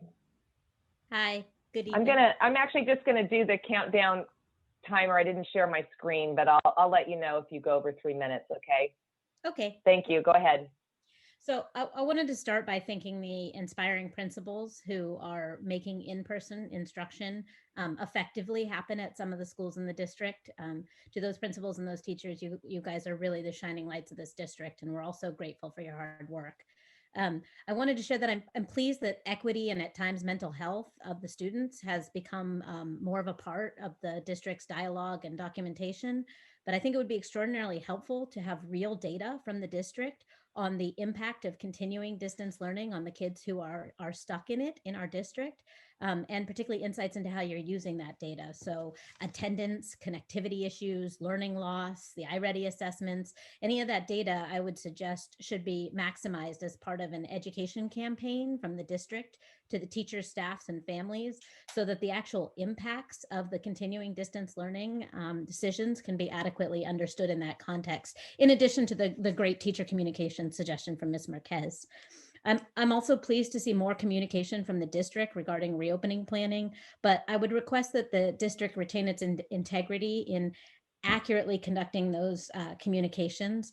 For example, Redwood City School District has not, quote, reopened for most of the families who are part of the district. Limited classrooms have reopened. And while it's technically true that 2,300 of the 6,700 students are, quote, back on campus, my understanding is less than half of those are actually in the real in-person learning. And, while the hubs and the pods serve a very important purpose, they are facilitated distance learning and should be described accurately as such. So I thought the principals did a great job tonight making that distinction, but I'd like to see that distinction done better in district communications and emails from the board to parents so that there's not any misleading communications. And lastly, I'm really pleased to hear a different tone from the district and the board about wanting the students all back in school. And I think it's really a great step in the right direction to align on those goals. But my sense from attending, all of these meetings and all the communications is that we're really stuck as a district to only voluntary teacher by teacher return because of the two reasons that the board has highlighted before: the lack of a negotiated district-wide MOU for in-person last summer and substandard teacher contract templates for this year, and that those issues are unique to our district. So while I'm hopeful that we've learned from this and that our district will act with more strategic foresight on these kind of HR type issues going forward, if it is true that we are stuck with really this voluntary reopening on a teacher by teacher basis, I would love to see more of a focus on tangible actions to create incentives for teachers to voluntarily return this spring, being creative with what we can offer teachers and really thinking, kind of outside the box and with the parent community in how to make that more of an incentive so we can stay in line with the rest of, the state and the district as schools reopen.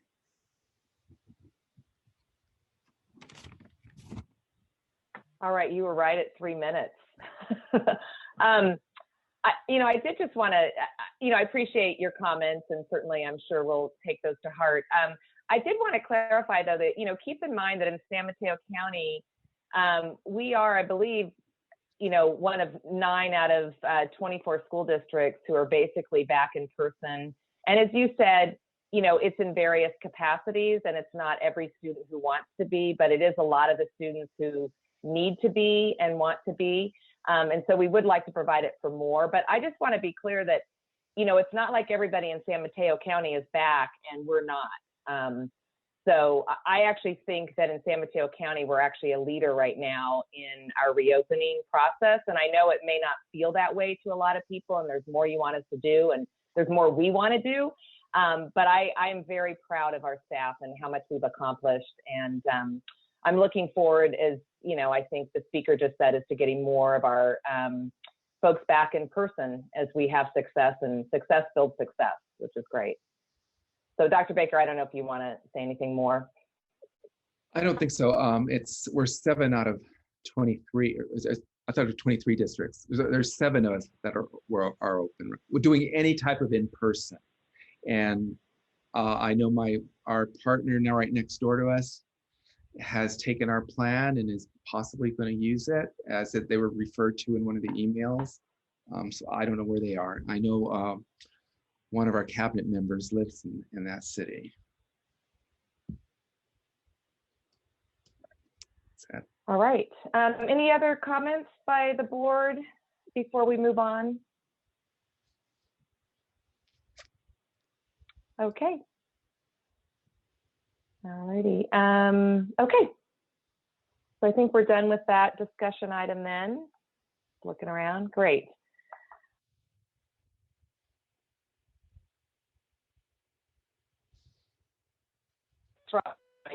Elisa, I lost audio on you. I'm assuming everybody did. Oh, You're back now though. I just can anyone else hear me? How's it now? gotcha now. Yeah. Okay, thanks. I may have to get a new headset. All right, so I don't know how much you missed. But anyway, I just wanted to say thank you to the audience members. We got a lot of chats and comments, and I know we got emails this week, both offering support and ideas. And, you know, I just want to say that we are basically, we being our staff in particular, and the board supporting our staff, are really, you know, doing, I believe, the best we can. And we do want to do better, and we continually strive to do better, and we will. But I wanted to say thank you to our staff. They're really working double time. So that's, thank you on behalf of the board. Okay, so I believe we're moving on to the next thing, unless there's anything else. Okie doke. All right, 12.2, first reading of board bylaw 9100, organization. Thank you. Nice to see everyone tonight. So I am bringing forward to you this evening 3 board policies to review. As you know, we have an ongoing effort to update our board policies as we progress along the year. So you'll see quite a few board policies coming your way as we have already. I want to thank Lisa McAvoy and Janet Lawson for being on the board policy committee.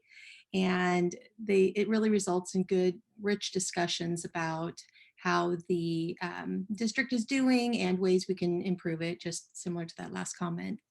So the first one that we are reviewing tonight is 12.2. It's a first reading. And this board policy specifically is about the annual organizational meeting. And so the committee met and updated language based on new information provided in regards to the time when officers will be changing their roles and the dates in which those would happen, whether or not an election had occurred. So Janet or Lisa, do you want to add any items regarding this policy to the discussion? So I don't remember that at some point the law changed where originally new board members would be seated the first Friday in December, I believe. Is that right? Yeah. And now it's changed to the second Friday.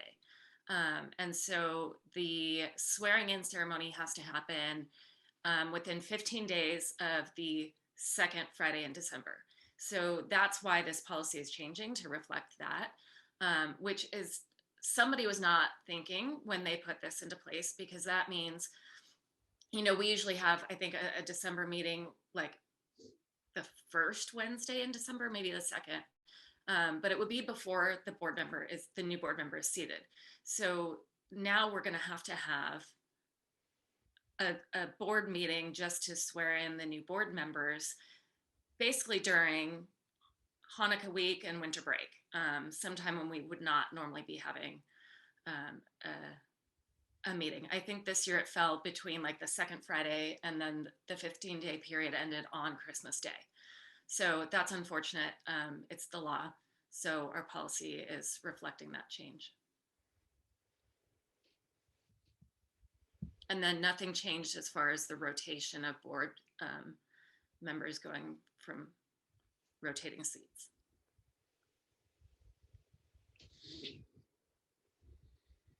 So I guess questions if Mike, Cecilia, or Maria have any. I just had one, because it seemed like even in non-election years, it was still going to be set for that same 15-day window. And like the notice has to be set the day before. So like in 2020, if it hadn't been an election year, the way I was reading it, it sounded like it would still have to be a special meeting. And I was just wondering if there's a way to relax that so that there wouldn't always have to be a special meeting, particularly when it's not an election year. Okay, I see, because the organizational meeting happens, the rotation. I don't know that that's required by law. I think it's the swearing in and seating of the new board member. I think that's accurate, Janet. So we could take that back and look and see if there's a tweak to do, because that's a good point. It's only if we have a new board member coming on. And the history of this board has been that board members do seem to stay for a while. So it could be that we only have that issue, you know, well, it would only be every 2 years typically anyway, or it could be every 4 or longer. That's a good point. Because it is a hardship on staff and actually the public who would like to be there to actually have the meeting the 3rd or 4th week in December, which really runs into holidays. Okay, we can take So that we can back. take that back. That's a good comment. Yeah. Well, And I don't see any speaker cards on this one. So that was a good point, Mike. We'll have to take a look at what I guess the ed code actually says. Okay, I'll take it back and put it on our next agenda. If we're allowed to. all right, good comment. Okay, anything else on this one? All righty. All right, Wendy, the next one. 12.3. The risk management and insurance. Yes, thank you. So 12.3 is regarding in this board policy, and just for the public, the items, if you happen to be looking at the board policy right now, the new items are in bold, and the items that the board is considering removing are struck out. So in this particular case, there is actually more information in the ARs that is changed and is more specific. However, some notable pieces in the board policy is the fact that we will be providing an update to the board, and we can determine the schedule that will be regarding the district's risk management and loss control practices, so workers' comp, et cetera. And we already do this. We have a safety committee, and we look at the trainings that our employees are given and which trainings they participate in general, whether that be for our custodians, how to properly lift something, or for our teachers, our August trainings on safety in the classroom and so forth. But regardless, this all trickles down to our workers' comp rates and so forth. And trying to mitigate losses, whether it's employee time or increase of rates. And so in this board policy, new information is written in here about reports that will be given to the board periodically as well. Are there any questions regarding this particular board policy?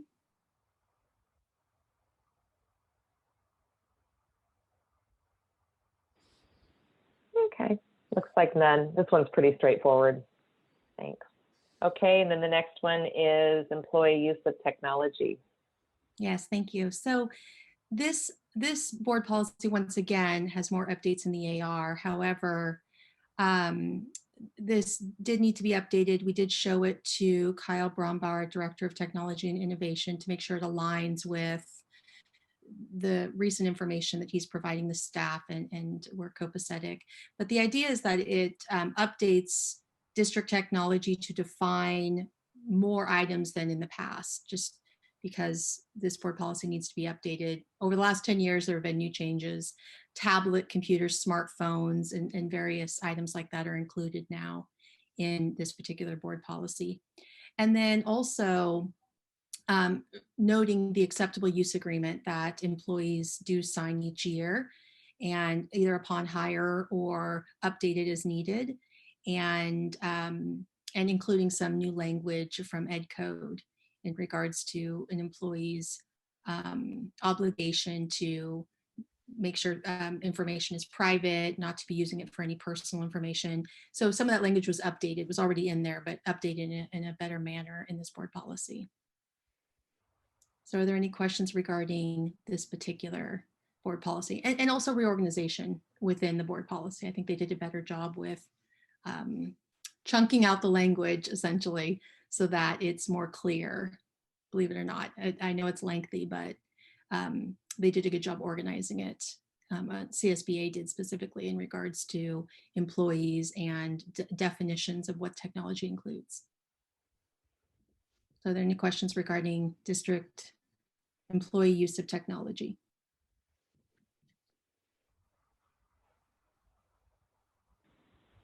All right. Okay, so it looks like 2 of them will be good to go for the second reading and approval, and then we'll look at the first one, and if it's just a small tweak, I think we can bring it back for second reading and approval as well. All right, Perfect. great. Thank you. Thanks. Okay, so that's our discussion items, and then we're on to the consent items. Do I have a motion to approve? So moved. Maria? Second. Janet seconds. Roll call vote, please. Trustee Wells, Aye. Trustee Lawson, Aye. Trustee Marquez, Aye. Vice President Diaz-Locum, Aye. President McAvoy. Aye. All right, action items. The first one is 14.1, acceptance of Redwood City Teachers Association Sunshine Proposal. Yes, thank you. So I wanted to give the public and the board an update about our next steps with our CTA negotiations. Last year in March, actually March 3rd, 2020, we successfully created a tentative agreement with our CTA. It's been a collaborative group in regards to negotiations, really listening to the other side, listening to the concerns on the way to improve employees and our experiences in our district, et cetera. So as a result, a 2-year agreement was created, and a tentative agreement is just that. The next step is that the union brings it back to their membership to vote, and then the board also takes a look at the tentative agreement and votes. So March 3rd was an important date because, as you know, on March 13th, we closed schools. And out of the chaos and the new information on the pandemic, there was a major concern at that time about the financial impact of what the pandemic would do. There was a lot of talk of recession and so forth in the news. And so I went back to our CTA, which is somewhat unprecedented, and said, we need to take another look at our financial commitments to you for 21-22 school year. So what the agreement was originally was a 4% compensation agreement, a raise for the 2021 school year. And then for the 21-22 school year, a 4% raise as well. And so I asked our CTA if we could go back on our agreement and revisit that again and create an MOU to address the concerns at the time. And they did so. So the MOU that was signed in May 2020 stated that although we already had a 2-year agreement, there were a few articles that we were going to address. One was compensation, which would address the 4% concern at the time. And then because of this unique and unusual change, we also agreed that both parties could reopen 2 additional articles. So with that, we are starting that process right now within and honoring the agreement from May 2020, the MOU, in which we are coming back to the table next Thursday for our first date, February 4th, for contract negotiations specifically. And the Sunshine proposal that is in front of you tonight from RCTA addresses the 4% increase to the salary schedule. However, they are also asking for a longevity stipend for employees for 5, 10, and 15 years, and an additional column added to the salary schedule. Currently, our salary schedule is at 90 units, and they're interested in adding a column to make it 105 units that can be considered for salary advancement. And then for preschool teachers, allowing for a master's stipend and then an additional column added to their salary schedule. So that is part of the compensation piece that our CTA is intending to bargain. And then along that, the 2 other articles that was agreed upon, they get to choose their 2. One is class size in Article 8, and looking at language within class size, especially for music, and maybe looking at wording of contract language. And then 8.4.4 exceptional circumstances, which is a program that was created about 5 or 6 years ago. And this allowed for a stipend or some sort of acknowledgement for teachers that have a unique experience in their classroom. So that program is going to be looked at again. And then for Article 14 is under safety. And so they're interested in bringing up topics regarding safety and notification for teachers within the current contract. So I'm presenting this to you tonight for information and an approval for the sunshine notice. Are there any questions? So we do have a comment card from Brian Cagle. We could take that unless the board members have questions for Ms. Kelly before that. Yes. Okay. Is now a good time? All right. Oh, great. Brian, you're there. Yes. Yeah, Hi. I've been Welcome. unmuted. Welcome to our meeting. Thank you. Good You are evening. unmuted. You're ready to go. Thanks. Okay, I'm ready to go, and I won't be long. So, good evening, board members. I'd like to introduce myself, though most of you know me already, but we have a new member, Mike Wells. Welcome to the board. My name's Brian Cagle. I am the PE teacher at North Star Academy. I've been a longtime teacher there, and I am also the chair of the RCTA negotiations chair. And there's no real point for me to describe our sunshine proposal because Wendy's done a nice job of doing that just ahead, and she described the history of why we're bargaining for compensation for the 2021 to 2022 school year. And we've also met many times to bargain various MOUs, and we're looking forward to continuing to work together collaboratively to improve the collective bargaining agreement. And we're actually, I believe we're meeting next Friday on February 5th, and I'm just putting not a name to a face, but maybe a name to a voice. So that's all I wanted to say. Thank you. Thank you very much, Brian, and thanks for your work on the negotiating team and for your work at North Star with the students. All righty. Anything else before we accept their proposal? We'll need a motion to accept the proposal. I'll make a motion to accept the proposal. I can second that. Okay, so okay, Janet makes a motion. Cecilia seconds. Roll call vote, please.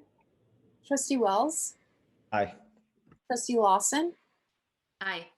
Trustee Marquez, Aye. Vice President Diaz-Slocum, Aye. President McAvoy. Aye. All right, thank you. And now we have 14.2, which is the governing board's initial proposal for negotiations for RCTA. Thank you. So along with our CTA proposing those following items I just mentioned, and thank you, Brian Cagle, for your comments. I look forward to next week. The district also, in return, has chosen two articles, Article 6, compensation, which will address the raise for 21-22, and then Article 11.4, which is the criteria for transfers and assignments within the district. And then also we do reserve the right to open one additional article during negotiations if needed. So at this point, I would answer any questions that you might have about the district proposal for negotiations with our CTA. All right, any questions? Okay, do I have a motion to approve? I'll make the motion. All right, Mike Wells makes the motion. Thank you. I'll second. And Janet seconds. Roll call vote, please. Trustee Wells, Aye. Trustee Lawson, Aye. Trustee Marquez, Aye. Vice President Diaz-Slocum, Aye. President McAvoy. Aye. All right. Well, thank you very much to the district. Thanks to the teachers, and all the best in negotiations. All righty. So let's see. Report from board members and superintendents. Do I have a volunteer? I only have the 2x2 meeting with the city of Redwood City and Sequoia High School. And basically we just gave, well, Dr. Baker mostly updated them on what's been going on the district. And Elisa, you can add anything else that I forgot. And that's all I have. Yeah, I think we also talked about the school resource officers and policing in Redwood City, mostly to do with the high school district, but we got an update on that as well. Yeah, great. Thank you, Maria. All right, someone else? I'll go, or Janet. Janet? Oh, go ahead, Mike, you go. And Went to a very nice reclassification ceremony on Monday. Thanks to everyone that put that together. I'm sure my other board members are going to say something there, but congratulations to the students and families on it. Definitely wanted to say that.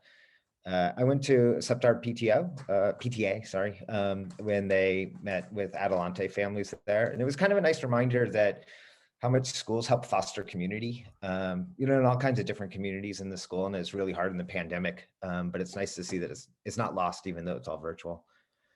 A bond committee meeting, and I think that's it. Those are the ones that I had down. So thanks. I had several committee meetings. We had policy committee, the bond committee that Mike mentioned.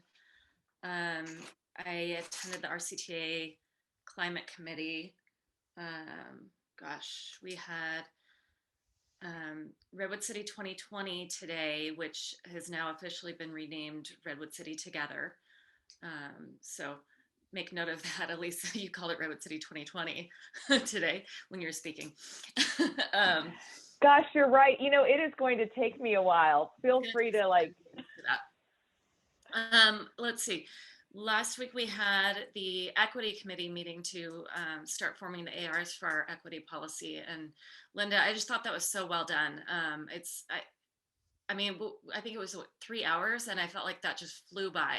There's so much to talk about, and the breakout groups are fantastic too. So looking forward to our next meeting, I think this Friday. And then let's see. The reclassification ceremony was just fantastic. I know I sent you an email about it, but it's my favorite event every year. And so I was, bummed that we had to do it virtually, but I thought you did a fantastic job. And just the slideshow with the pictures of each of the students was really nice. And I loved having the principals cheering for their kids throughout. And honestly, I teared up. Like, I didn't think I would, because that's something I do in person. But I didn't think virtually it would affect me, but it did. And I'm just really proud of those kids and their parents and their families and all the hard work they've done. And Thank you. Thank you.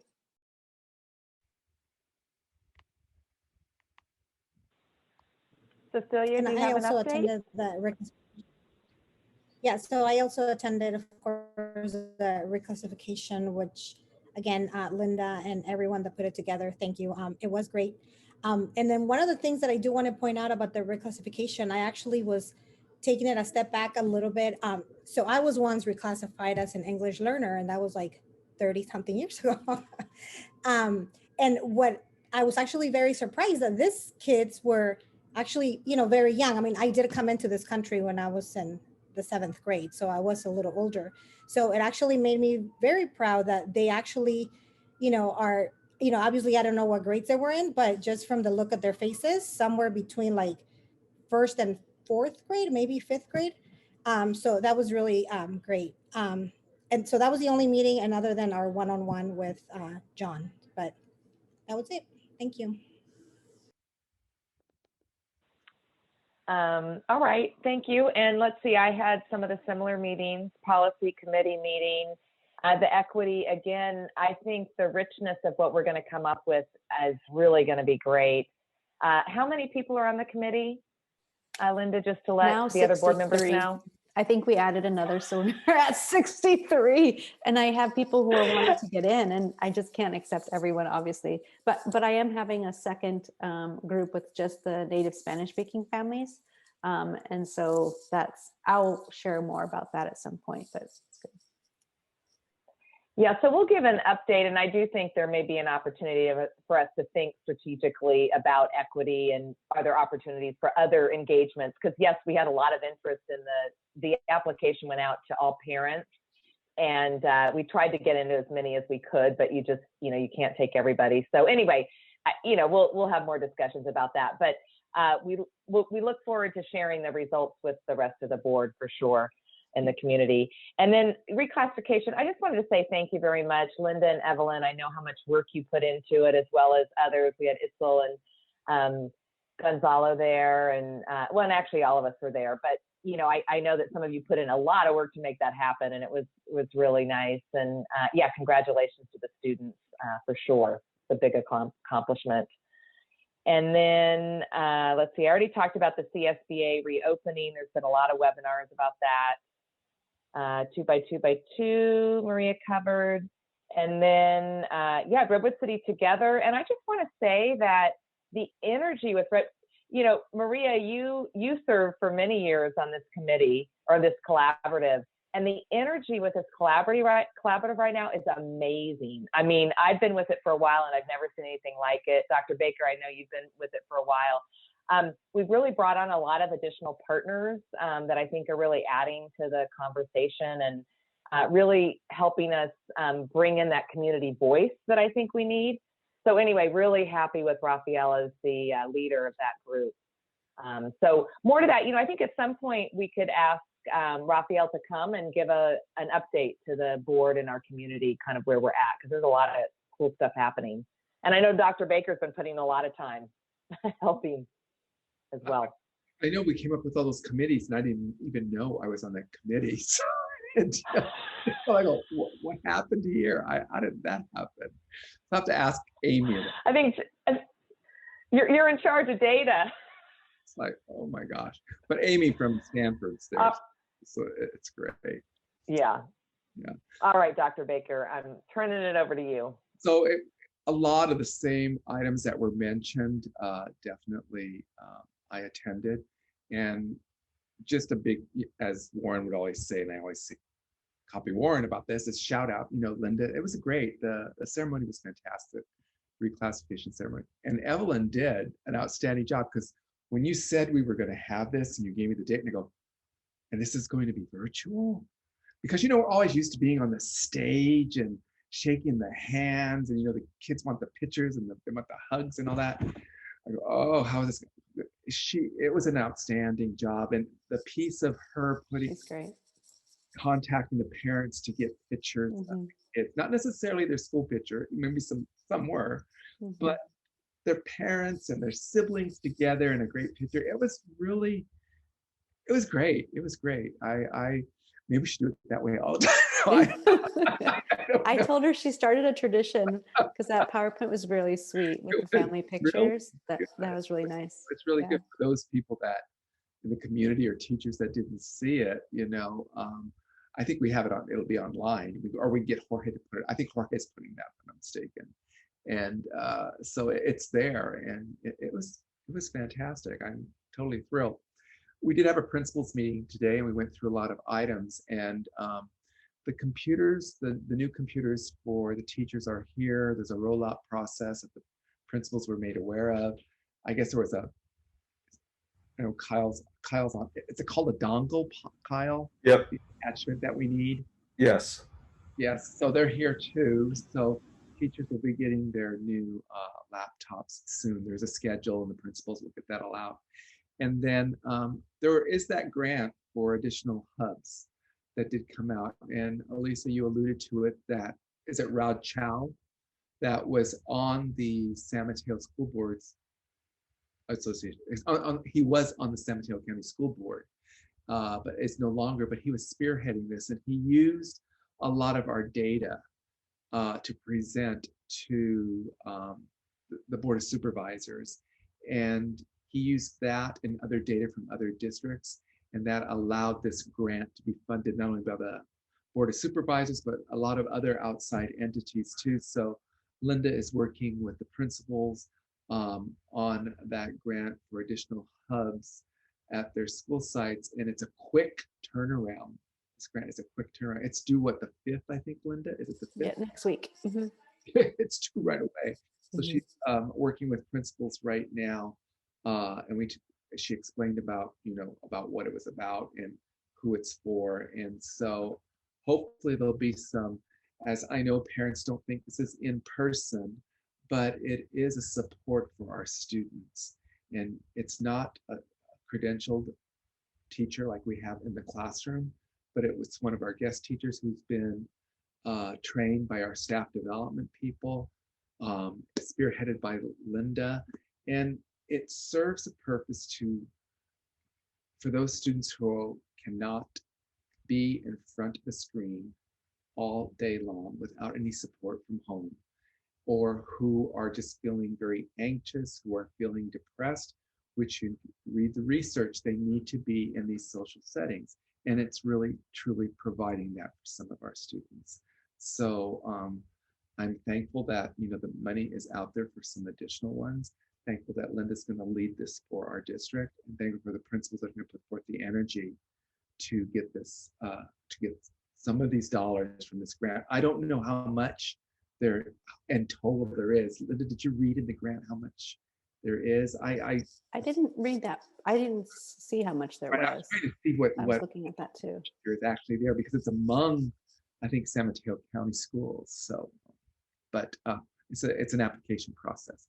So there's that piece, and just a big shout out to also the nurses that are doing so much work, along with Antonio and Aaron, helping us out with the testing, helping us out also when there's any types of concerns or issues regarding COVID. And plus, we're going to have student nurses. So thank you to Andrea and her group. These student nurses are going to be available, I guess, starting in another week after they've had their COVID test. And as I noted at the last board meeting, I was hoping as this vaccine process was running down the road that I had volunteered our nurses to be the ones to give out shots, because the entities, the HMOs, the PPOs that we were talking to said they didn't have enough staff. They asked us for our nurses, and I said sure.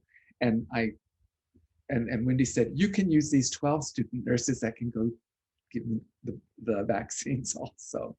But I'm grateful that they're going to be with us, and they're also going to be helping us with our COVID testing at our school sites. So it's going to be great. So Andrea, thank you for getting that all together for us, and a great big thank you for doing it. That's it. All right, thank you. Okay, so let's see, information. We had a couple of informational items, information on the San Mateo County Investment Fund. Any questions there? All right, quarterly Williams report. No issues there. Okay. Correspondence. I know we've gotten a lot of emails this week from people wanting more in-person.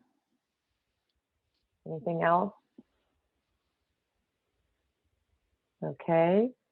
Other business suggested items for future agenda. I think we did add on maybe getting Redwood City together, having Raphael come. He doesn't, this can be in several months from now. I know we're kind of busy right now, but at some point it might be nice to get an update from them.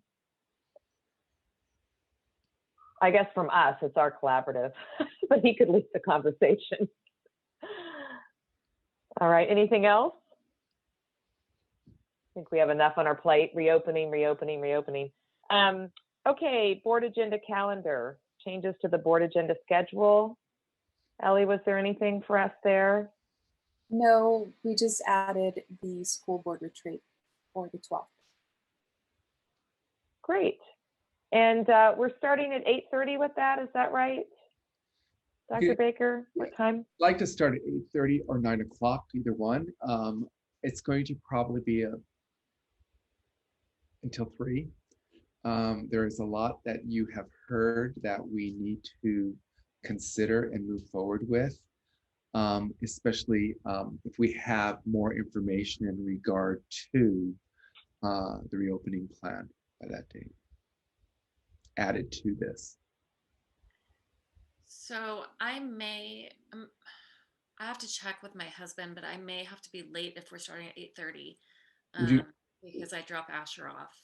Oh, that's true. You do. And what time are Let's you? start at 9 then. That's Start at fine. 9 then. Yeah, I drop him off at 8:15.